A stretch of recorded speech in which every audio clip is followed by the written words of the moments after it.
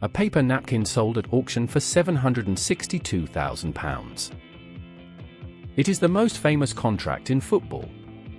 And almost everything you have been told about what it says is wrong. Here is the question.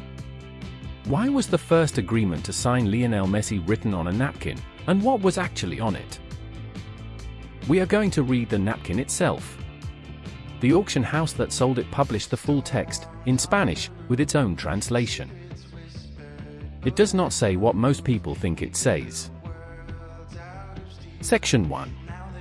The boy who stopped growing. At about 11 years old, a boy playing for a club in Rosario, Argentina, was diagnosed with a growth hormone deficiency. His body was not producing enough of the hormone that drives childhood growth. The treatment is daily injections, over years, through the growing years. Reported at the time at around $1,000 a month. Think about that number against where the family lived. His father worked in a steel factory. His mother worked in a workshop. And this was Argentina at the turn of the century, sliding into one of the worst economic crises in its history. The thing to understand about this treatment is that it is not a course you finish. It runs for as long as the child is growing. Stop early and you lose the years you already paid for. Section 2. Why nobody would commit. His own club helped, for a while. The support was partial, and it was not consistent. One of the biggest clubs in the country looked at him and approved of him as a player. Reports say support for the treatment was discussed. That move collapsed anyway, over the paperwork of releasing him from the club he was already at. Notice what is happening here. The talent was never in question. Everybody who watched him could see it. What nobody would do was sign a multi-year medical commitment to a 13-year-old, in a collapsing economy, with no guarantee he would ever be a professional. Section 3. The man who signed anyway. In September 2000, his father took him to Barcelona for a trial. An Argentine agent had put his name in front of the club.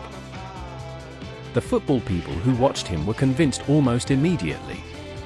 The institution was not. Signing a 13-year-old from another continent, moving his whole family, and paying for his medical treatment was not a normal thing for a club to do in 2000. Months passed. The family was running out of time and out of patience. On the 14th of December, at a tennis club in Barcelona, the club's sporting director ran out of road. There was no contract in front of him. There was a napkin.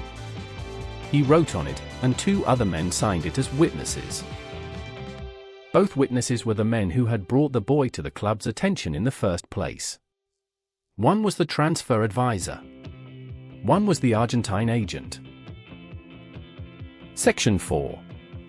What the napkin actually says. You will read, in 100 places, that the napkin was a promise to pay for the boy's medical treatment. It is not. Here is the whole thing, translated. Under his responsibility. Regardless of any dissenting opinions. There is no mention of medicine anywhere on it. No treatment, no injections, no hormone. What it actually is one executive putting his own name against his own employer. He is not promising money. He is promising that he will personally carry the decision.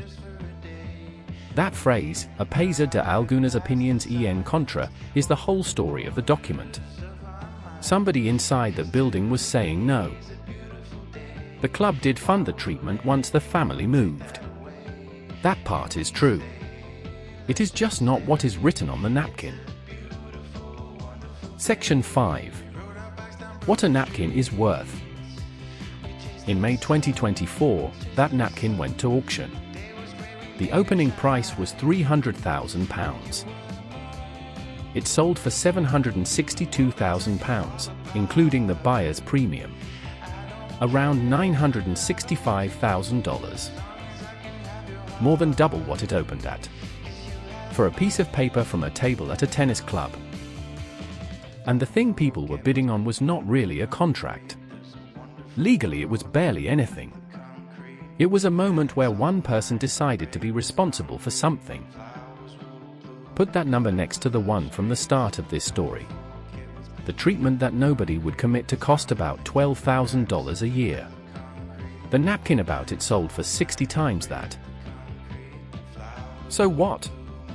Every time this story gets told, the napkin is the hero. The clever improvisation, the scrap of paper worth $1 million. But a napkin cannot keep a child in treatment for 2 years while 3 clubs decide whether he is worth it. Somebody had to keep paying for the injections when the help was inconsistent, keep pushing when the moves collapsed, and get on a plane to Spain with a 13-year-old on the chance that somebody there would say yes. That was his father, Jorge, who was also his agent for the whole of his career. He died in August 2026, aged 68. The napkin is famous because it is a good object.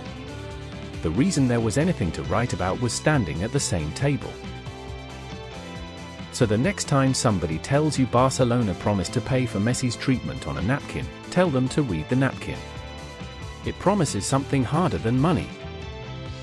And if you like the idea that football's most famous documents do not say what everyone thinks, wait until you see what the rulebook says about 90 minutes. Which is nothing, for 31 years.